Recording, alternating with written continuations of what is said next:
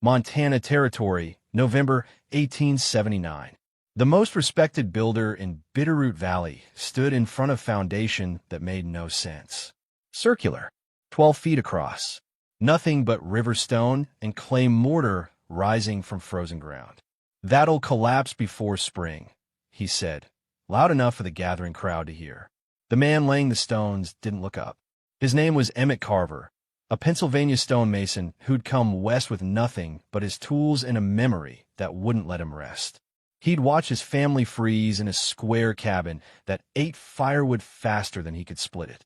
He'd sworn he'd never build that way again. The crowd laughed. A round cabin? In Montana? Where winter could drop to 20 below and stay there for weeks. They called it dangerous, wasteful, a fool's experiment with his family's lives. But by February, when the worst cold in a decade settled over the valley, those same people would be standing outside that round stone wall, hands pressed against it, feeling heat radiate through 2 feet of thermal mass while their own cabins sat dark and frozen. Today, you're going to understand exactly what Emmett Carver knew that the experts missed. And if you want to learn one frontier technique every week that actually worked when survival depended on it, hit that subscribe button right now. Then drop a comment telling me where you're watching from, because this knowledge crosses borders. Let's go back to 1879, when one man's dangerous idea became the warmest cabin in Montana. Bitterroot Valley had a way of building cabins, and it hadn't changed in 20 years. Rectangular, log walls chinked with moss and clay. Stone fireplace on one end. Wooden floor raised 6 inches off the ground to keep the rot at bay. It was the pattern every settler followed, the design every experienced builder recommended, the structure that had sheltered families since the first wagons rolled through. It was also freezing them half to death. Emmett Carver had spent his first Montana winter in one of those cabins, and he'd spent every night of it feeding a fire that couldn't keep up. The corner stayed cold no matter how much wood he burned. Wind found every gap between the logs. The stone fireplace radiated heat straight up the chimney, while the floor stayed ice-cold beneath his children's feet. By morning, the water bucket had a skin of ice, and the fire had died to ash. He'd burned through 4 cords of wood that winter. His neighbors burned through 5, and every single one of them told him the same thing. That's just how winter is in Montana. You split more wood. You bank the fire at night. You accept the cold. Emmett couldn't accept it. He'd been a stonemason in Pennsylvania, building foundations for mills and houses that would stand for 100 years. He understood thermal mass. He understood how stone absorbed heat during the day and released it slowly through the night. He'd seen it work in the old country, in structures that stayed warm with half the fuel. But more than that, he remembered geometry. A square cabin has 4 corners. For dead zones where heat doesn't reach, where cold air settles and stays. For right angles that create turbulence, that break the natural circulation of warm air. Every corner is a weak point, a place where logs meet imperfectly, where gaps open as the wood dries and shrinks. A circle has none of that. In a round structure, heat moves in a continuous flow. There are no corners to trap cold air, no sharp angles to disrupt convection. The wall curves back on itself, creating a unified thermal envelope that holds warmth the way a cupped hand holds water. And if you build that wall from stone, dense, heavy stone with enough mass to store the day's heat and release it through the long night, you don't just have a cabin. You have a battery. Emmett started gathering river stone in August, while the weather was still warm enough to work the mortar. He chose pieces the size of a man's head, dense sandstone and granite that would pack tight and hold heat. He sorted them by shape, planning the curve of each course before he ever broke ground. By September, he'd laid his foundation, a perfect circle 12 feet in diameter, sunk 2 feet into the earth to anchor against frost heave. The interior would give him 113 square feet of living space, tight, but enough for a family of 4 if you built smart. The walls would rise 7 feet high and taper from 24 inches thick at the base to 18 inches at the roofline. Not because he couldn't build them thinner, but because he needed that mass. Every inch of stone was a reservoir for heat, a buffer against the night. He placed the door on the south side, facing away from the prevailing north wind. The chimney he set dead center, rising straight through a conical roof that would shed snow and rain without creating the flat valleys where ice could build up and leak through. The design was unconventional. It broke every rule the valley's builders followed. But Emmett Carver wasn't trying to follow rules. He was trying to keep his family warm. And he was about to find out just how much the experts hated anyone who questioned the way things had always been done. The foundation went up in 3 weeks, and that's when the criticism started in earnest. Martin Hodge was the valley's senior builder, a man who'd put up 24 cabins and never had one fail. He came by on a cold October morning, watched Emmett set stones in a sweeping curve, and shook his head like he was witnessing a man dig his own grave. "You're building around," Hodge said. It wasn't a question. "I am. That wall's 2 feet thick at the bottom. 24 inches, yes." Hodge walked the perimeter, his boots crunching frost. "You know how much stone that is? How much mortar? How much time you're wasting when you could frame a proper cabin in a week?" Emmett tapped a stone into place, checked it with his level, and reached for another. "This'll be standing when those frame cabins are kindling. This'll collapse before you finish the roof," Hodge shot back. "You can't build a load-bearing circle. The stones will shift. The curve won't hold. You need corners for structural integrity. That's basic carpentry. This is basic masonry," Emmett said quietly. "And a circle is the strongest shape there is. Ask the Romans. Ask anyone who's ever built an arch." Hodge's face darkened. The Romans didn't live in Montana. But the real objection wasn't structural. It was thermal. Emmett had explained his plan to a few neighbors, and word had spread. He wasn't just building a round cabin. He was building a heat battery. The stone walls would absorb warmth from the central fire throughout the day, storing it in thousands of pounds of thermal mass. At night, when the fire burned low, that stored heat would radiate inward, keeping the interior warm for hours after the flames died. In a rectangular cabin, the logs offered almost no thermal mass. They insulated, yes, but they didn't store heat. The fire warmed the air leaked out through the chinking, and by morning everything was cold again. You were heating space, not mass. Emmett's design flipped that equation. The central fireplace would sit in a stone hearth, surrounded by the circular wall. Heat would radiate outward in all directions, absorbed by stone on every side. Convection would pull warm air up toward the conical roof, where it would circulate back down along the curved wall, creating a continuous loop. No dead corners, no cold spots, just even, sustained warmth. He'd calculated the mass, roughly 4,000 pounds of stone in the walls alone, plus another 800 in the hearth and chimney base. Sandstone has a specific heat capacity of about 0.2 BTU per pound per degree Fahrenheit. If he could raise the wall temperature by just 20 degrees during the day, he'd store 16,000 BTUs, enough to release steady heat for 6 to 8 hours overnight. In theory. The experts weren't interested in theory. "You're going to suffocate in there," said a trapper named Dalton, a man who'd wintered in the valley for 15 years. "Round walls, stone walls, there's no ventilation. Smoke will pool at the top and drop back down. You'll wake up dead." "I'm venting through the peak," Emmett explained. "Conical roof, open chimney, natural draft. Warm air rises, pulls fresh air in through the door gap. It's not complicated." "It's suicide," Dalton muttered. Others had different complaints. "Looks like a grain silo," someone said. "What do you hang tools? What do you put shelves? You can't square anything to a round wall. What happens when a mortar freezes and cracks? Stone's cold. You're building a root cellar, not a house." That last one made Emmett pause his work. He turned, stone in hand, and faced the small crowd that had gathered. "Stone's cold if you leave it cold," he said. "Heat it, and it stays warm. Longer than wood, longer than air, long enough to matter." "That's not how cabins work," Hodge said flatly. "Maybe that's the problem," Emmett replied. By mid-November, the walls were finished. The conical roof went on in sections, rough-cut pine beams radiating from a central hub like the spokes of a wheel, covered with overlapping cedar shakes that would shed water and snow. A small smoke hole at the peak, directly above the fire, with a pivoting cap to control draft. It didn't look like any cabin in Bitterroot Valley. It looked like a stone beehive, squat and heavy, built for endurance rather than elegance.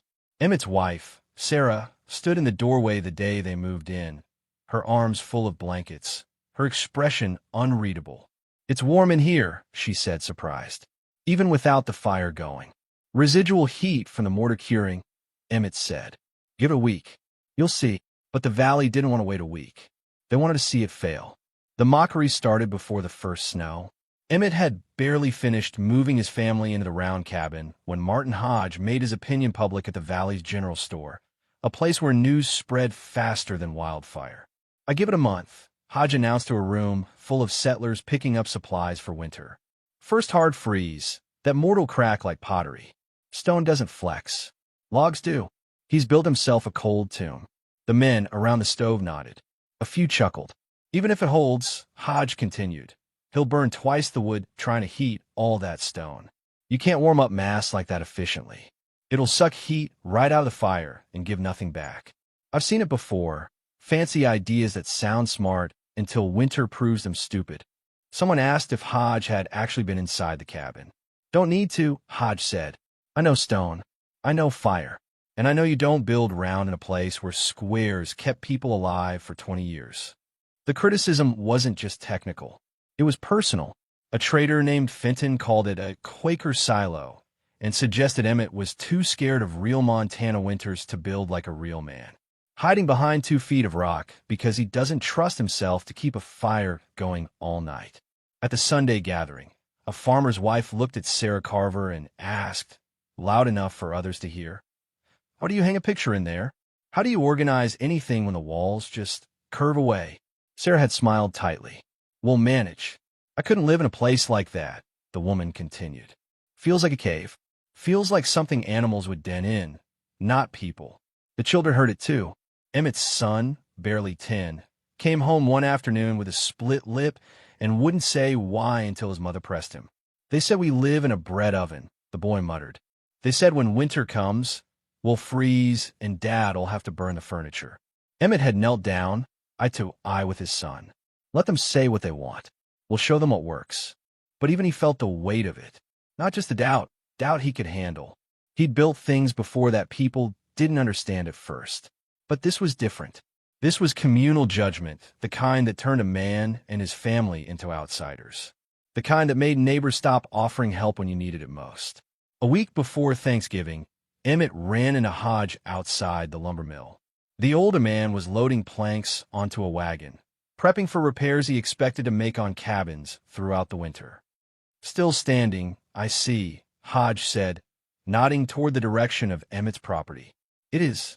For now." Hodge wiped sawdust from his hands. "Look, Carver, I'm not trying to humiliate you. I'm trying to save you the embarrassment of admitting you were wrong after your family suffers for it. It's not too late to frame up a proper cabin inside that stone shell. Use the round wall as a windbreak. Build a real cabin interior. You'd still have something functional." Emmett met his gaze. "It is functional.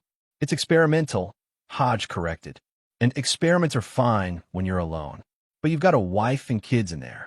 When this fails, and it will fail, you won't just be cold. You'll be the fool who chose pride over their safety." The words landed heavier than any stone Emmett had ever lifted. Because there was a sliver of doubt, wasn't there? A small, cold voice in the back of his mind that whispered, "What if they're right? What if you've miscalculated? What if the theory doesn't match the reality of 20 below cold and wind that cuts through anything?" He went home that night and checked the chimney draw. He checked the mortar joints. He checked the door seal and the roof overlap and the hearth placement. Everything was sound. But sound on paper and sound in a Montana winter were 2 different things. Sarah found him standing outside the cabin just after dark, staring at the curved stone wall. "You're worried," she said. "I'm careful." "No." She stepped beside him, her shawl pulled tight against the cold. "You're worried. I can tell." Emmett didn't answer right away. Finally, "If I'm wrong, I've risked all of you." "If you're right," Sarah said quietly, "you've saved us." The first snow came 2 days later. Just a dusting, barely enough to cover the ground. But it marked the beginning. Winter was here, and the real test was about to begin. If you're still with me, hit that like button right now, because what happens next is going to prove exactly why the so-called experts were dead wrong. And trust me, The numbers don't lie. December arrived with teeth. The temperature dropped to 15 degrees Fahrenheit on the 5th, then 10 degrees on the 8th, then held just above zero for a week straight. The wind came hard out of the north, the kind that found every crack and crevice in a building and pried it wider. In the valley's rectangular cabins, families were already burning through their firewood stockpiles faster than expected. The logs contracted in the cold, opening gaps that hadn't existed in the fall. Chinking fell out. Wind whistled through. Men woke at 2 in the morning to restart fires that had burned down to nothing, because if you let a cabin go cold in weather like this, it took half a day's worth of fuel to bring it back. Emmett's round stone cabin sat in the middle of it all, smoke rising steady from the central chimney. Inside, the family had settled into a routine. Morning fire, built hot and fast with split pine. By mid-morning, the stone walls had absorbed enough heat that Emmett could let the flames die back to coals. The temperature inside held at 62 degrees Fahrenheit, even as the outside air dropped to single digits. Sarah noticed it first. "I'm not cold," she said on the third day of the cold snap. "I thought I would be, but I'm not." The children played on the floor without shivering. The water bucket didn't freeze overnight. The interior stayed warm enough that condensation formed on the inside of the door in the mornings, a sign that the stone was radiating steady heat even while everyone slept. Emmett ran his hand along the interior wall before bed each night. The stone was warm to the touch, not hot, but noticeably warmer than the ambient air. Thermal mass doing exactly what heat calculated it would do, storing energy during the day, releasing it slowly through the night. But the real test came on December 19th. A blizzard rolled in from the Canadian Rockies, the kind old-timers said came once every 10 years. The temperature plunged to 12 below zero. Snow fell so thick you couldn't see 20 feet. Wind gusts hit 40 miles per hour, driving the snow horizontal, piling drifts 6 feet high against anything that blocked its path. It lasted 3 days. Martin Hodges' cabin, built square and sturdy with double-chinked logs, nearly broke him. He burned through a cord of wood in 2 days, trying to keep the interior above freezing. The corner stayed so cold that ice formed on the interior walls. His children slept in the center of the room, huddled together under every blanket the family owned. He wasn't alone. All across the valley, families were fighting the same battle. Fires roared day and night. Men went out in the storm to split more wood, came back with frostbitten fingers, and fed the flames again. Some cabins held, some didn't. A trapper found one family sheltering in their barn with the livestock because the cabin had become unlivable, wind coming through the walls so hard it blew out the fire. Emmett's cabin sat silent in the storm, not because the fire had gone out, because it didn't need to burn hot. On the morning of the second day, with the wind shrieking and the temperature at 14 below, Emmett conducted an experiment. He let the fire die down to a bed of coals, nothing more. Just residual heat from the night's burn. Then he waited. An hour passed. The interior temperature dropped from 64 degrees to 61. 2 hours. 60 degrees. 3 hours. 59 degrees. The stone walls were doing the work. 4,000 pounds of thermal mass, heated to an average temperature of 70 degrees over the previous days, now releasing that stored energy into the interior space. Radiant heat, steady and even, no flames required. By the 4th hour, Emmett added just 3 logs to the coals. Not a roaring fire, just enough to maintain the cycle. The temperature stabilized at 62 degrees and stayed there. Outside, the wind screamed. Inside, his daughter sat at the small table, reading by candlelight, wearing a single sweater. When the storm finally broke on the 3rd day, the valley emerged to assess the damage. Fences down, roofs caved in under snow load, livestock frozen in the fields, and firewood stockpiles decimated. Some families had burned a quarter of their winter supply in 72 hours. Martin Hodge walked past Emmett's cabin on his way to the general store, his face drawn with exhaustion. He stopped, stared at the round stone structure. Smoke rose from the chimney, thin and steady. No frantic shopping sounds. No desperation. Just warmth. Hodge didn't say anything. He just kept walking. But that afternoon, another neighbor stopped by. A quiet man named Collier, who ran a small ranch on the east side of the valley. "Can I ask you something?" Collier said. "Go ahead. How much wood did you burn?" "During the storm?" Emmett thought about it. "Maybe a third of a cord. Probably less." Collier's eyes widened. "I burned 2 cords. Full cords. And my cabin's still hit freezing inside." "Your walls are logs," Emmett said. "Logs insulate, but they don't store heat. When the fire dies, the warmth leaves. My walls do the opposite. They hold on to it." Collier touched the exterior stone. It was cold, as expected.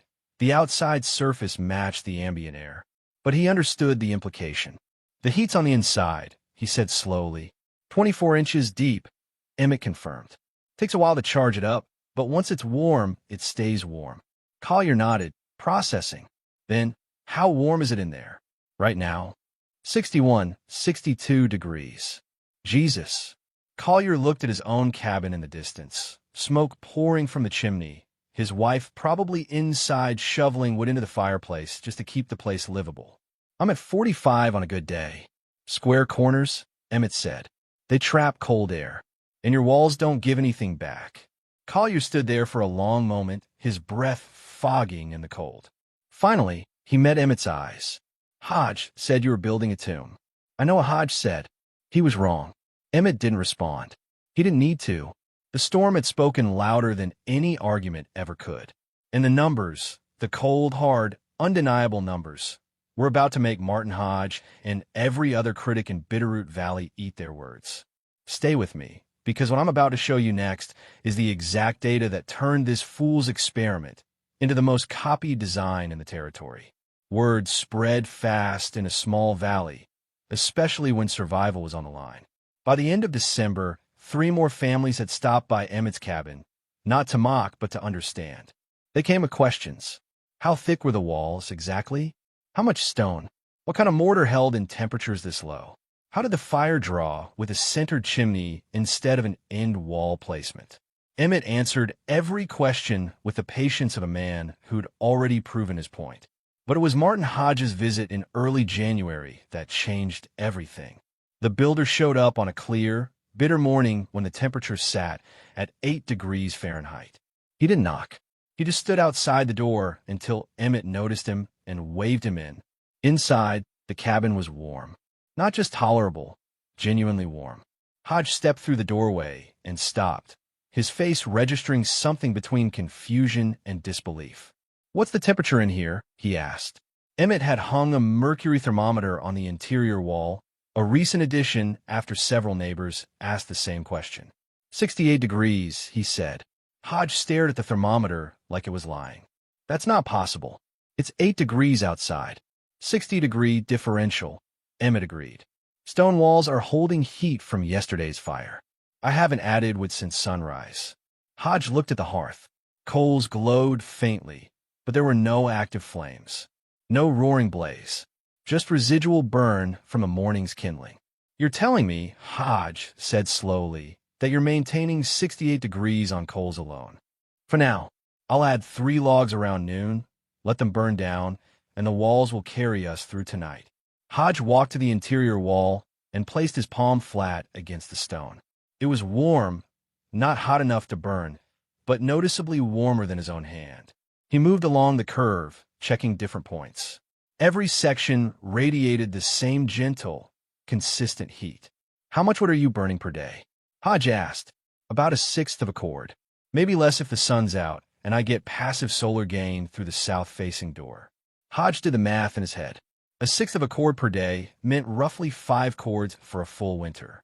His own cabin was burning 12 to 14 cords per season, sometimes more if the weather turned especially brutal. "You're using half the wood I am," Hodge said quietly. "Closer to 1/3, actually, and you're warmer. 30 degrees warmer than your cabin, based on what you told Collier last week." Hodge had no response to that. He stood in the center of the round space, turning slowly, taking in the curved walls, the conical roof, the central hearth design that put the fire equidistant from every point on the perimeter. "I was wrong," Hodge finally said. Emmett looked up from the boot he was oiling. "About what?" "All of it." Hodge's voice was flat, factual, the tone of a man forced to confront evidence he couldn't dismiss. "I said it would collapse. It didn't. I said it would eat wood. It doesn't. I said you'd freeze. You're the warmest cabin in the valley. Appreciate you saying that. Don't. Hodge met his eyes. I didn't come here to apologize. I came here to understand how the hell this works, because if I'm going to keep building cabins in this territory, I need to know why yours is better. So Emmett explained. The thermal mass principle was simple. Stone absorbs heat slowly and releases it slowly.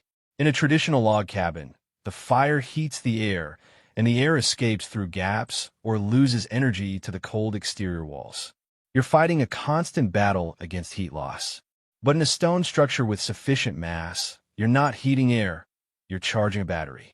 During the day, the fire burns and radiates heat in all directions. The stone walls absorb that energy. A cubic foot of sandstone weighs roughly 150 pounds and has a specific heat capacity of 0.2 BTU per pound per degree Fahrenheit. Emmett's walls contained approximately 27 cubic feet of stone, or roughly 4,000 pounds. If he raised the average wall temperature by 20 degrees over the course of a day, he stored 16,000 BTUs in the walls alone. For comparison, burning 1 pound of seasoned firewood releases about 8,000 BTUs. That meant his walls, once charged, held the equivalent energy of 2 pounds of firewood, and they released it gradually over 12 to 16 hours instead of burning it away in 2. The round shape amplified the effect. In a square cabin, heat radiates toward flat walls and corners. Corners are dead zones. Air circulation breaks down, cold settles, and the fire has to work harder to compensate. In a circle, heat radiates evenly in all directions. Convection flows continuously along the curved surface, pulling warm air up toward the roof peak and cycling it back down along the walls. No turbulence, no cold pockets, just smooth, efficient thermal distribution. The geometry matters as much as the mass, Emmett said. You can't separate them. Hodge absorbed this in silence. Finally, what about ventilation? Dalton swore you'd suffocate. Chimney draft pulls fresh air in through the door gap. Warm air rises through the center, exits through the peak. I get a complete air exchange every 40 minutes without losing significant heat. The stone mass buffers the temperature, so the incoming cold air warms up fast. And the mortar? Everyone said it'd crack. Lime mortar with sand aggregate. Flexes slightly as the stone expands and contracts. I repoint any cracks in the spring, but so far it's been minimal. Hodge nodded slowly, processing. Then he asked the question Emmett had been waiting for. How much warmer is this than my cabin? Exactly. Right now. Emmett glanced at the thermometer again. You said you're running 40 degrees inside when it's this cold out. I'm at 68. That's a 28-degree difference. During the storm, when you hit freezing inside, I stayed above 60. That's a 30-degree difference. 30 degrees, Hodge repeated. Using half the wood. Using a third of the wood, Emmett corrected. And the stone will last 100 years. Your logs will rot in 30. Hodge stood there for a long moment, his pride visibly wrestling with the facts. Finally, he extended his hand. I need to see your foundation details, he said, and your roof attachment method. If I'm going to build one of these, I need to build it right. Emmett shook his hand. You're going to build one? I'm going to build 3, Hodge said. People are already asking. After that storm, half the valley wants to know how you stayed warm. They're not asking me anymore. They're asking you. And that was the moment everything shifted. Not because Emmett had won an argument. Because the numbers had won it for him. 30 degrees warmer. Half the firewood. Stone walls that turn a cabin into a thermal fortress. You couldn't argue with that. And by spring, you couldn't ignore it either. The transformation didn't happen overnight. It happened in the quiet, practical way that Rayol innovation spreads in small communities. One conversation at a time, one winter at a time, one family deciding they'd rather be warm than traditional. By March 1880, Martin Hodge had laid the foundation for his first round stone cabin. Not for himself, for a young family who'd nearly lost a child to pneumonia during the January cold snap. They'd come to Hodge with a simple request. Build us what Carver built. We can't go through another winter like that. Hodge came to Emmett for guidance, and Emmett gave it freely. Foundation depth, wall thickness, Mortar ratio, chimney placement, the details that separated a functional design from a dangerous one. Don't rush the stone selection, Emmett told him. Dense rock holds heat. Porous rock doesn't. You want river stone, granite, sandstone, nothing with visible cracks or fracture lines. Hodge took notes like a man who'd learned the cost of assumptions. By June, 2 more builders in the valley had started round stone foundations. One was for a widow who'd burned through her entire firewood supply by February and had to rely on neighbors' charity to survive the rest of the winter. The other was for a young couple who'd just arrived from Ohio and heard the stories before they even built their first shelter. "We came west to start fresh," the husband told Emmett. "Seems stupid to start with a design that's already failing people." Emmett helped him lay out the circle. 12 feet, same as his own. "Start small," he advised. "You can always build another one nearby if your family grows." 2 small round cabins heat easier than 1 big square one. The wife asked about interior layout, the same question Sarah had faced a year earlier. "How do you organize things when nothing's square?" Sarah showed her. Curved shelves that followed the wall. A central table that left walking space all around. Beds against the perimeter where the stone radiated the most heat. "You adapt," Sarah said simply. "And then you wonder why you ever needed corners in the first place." By winter 1880, there were 5 round stone cabins in Bitterroot Valley. By winter 1881, there were 12. The designs varied. Some builders made them larger, 14 or 16 feet across. Some added interior stone partitions to create separate spaces. One family built 2 connected circles, sharing a central wall and chimney, creating a figure-8 layout that gave them 2 thermal zones. But the core principle remained the same. Circular geometry, stone mass, central heat. And every single one of them outperformed the traditional rectangular log cabins in the same valley. The data was undeniable. Families in round stone cabins burn an average of 5 to 6 cords of wood per winter. Families in log cabins burned 12 to 15. The stone cabins maintained interior temperatures 25 to 30 degrees warmer than their log counterparts in equivalent weather. They required less maintenance. No chinking to replace, no logs to treat for rot, no corner joints to seal against wind. By 1883, even the skeptics had stopped arguing. Not because Emmett had convinced them with words, because their neighbors had convinced them with warmth. The phrase that circulated through the valley that year, repeated at the general store and the Sunday gatherings, was simple. He wasn't being stubborn. He was being practical, and that shift in language marked something deeper than acceptance. It marked understanding. Emmett Carver hadn't built a round stone cabin to prove a point or to rebel against tradition. He'd built it because the old way was failing his family, and he had the knowledge and the courage to try something better. The experts had called it dangerous. The community had called it foolish. The builders had called it a waste of time and resources. But when winter came, real winter, the kind that tested every structure and every decision, the round stone cabin had done exactly what Emmett said it would do. It had kept his family warm. It had conserved resources.